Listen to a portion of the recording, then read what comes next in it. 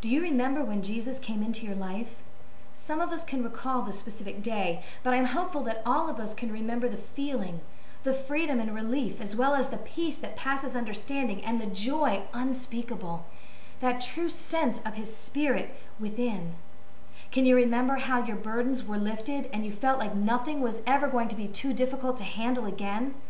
How the Bible came alive to you in new ways as you began to see the deeper truths? How about when you started to serve the Lord?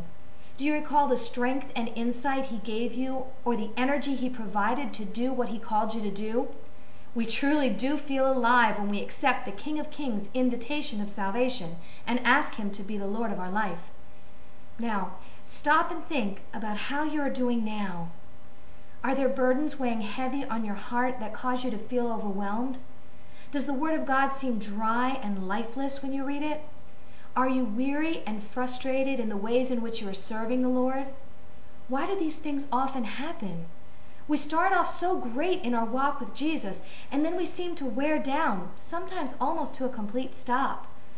Although there are many reasons that this can be the case, I'd like to suggest one to you today that comes from Galatians 3:3, where Paul asks, "Are you so foolish? After beginning with the Spirit, are you trying to attain your goal by human effort?"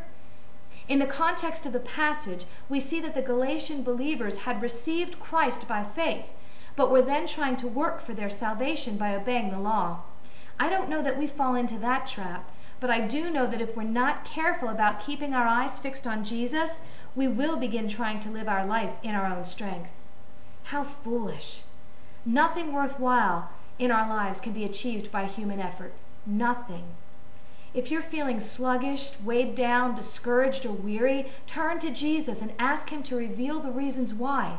Then surrender them to Him and allow Him to revive you. Let's not merely begin with the Spirit, but allow Him to guide our every thought, step, and word each and every day, and never again rely on our own human effort.